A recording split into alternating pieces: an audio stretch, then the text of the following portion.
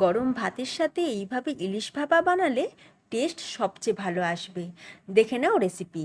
প্রথমেই একটা বাটির মধ্যে 4 চামচ সর্ষে, আমি এখানে সাদা সর্ষে নিয়েছি, জল দিয়ে ভিজিয়ে রাখবো। অন্যদিকে ইলিশ মাছকে ভালো করে ধুয়ে নেওয়ার পর তার মধ্যে নুন আর হলুদ মাখিয়ে রেখে দেবো। যদিও আমরা হলুদটা পরেও ব্যবহার করব, তবুও আগে থাকতে মাখিয়ে নিলাম যাতে রান্না হয়ে যাওয়ার পর ইলিশটা ফ্যাকাশে না হয়ে যায়।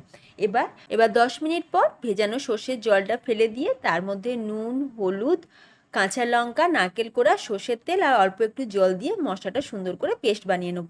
তারপর বাটা মশলার মধ্যে টক দই, হলুদ আর সর্ষের তেল দিয়ে ভালো করে মিক্স করে নিয়ে এই মশলাটা থেকে অর্ধেকটা আমরা একটা টিফিন বক্সের মধ্যে ঢেলে তার মধ্যে মাছগুলোকে দিয়ে তারপর বাকি অর্ধেক মশলাটাকে ওপর থেকে ঢেলে দিয়ে কয়েকটা কাঁচা লঙ্কা সুন্দর করে সাজিয়ে দিলাম।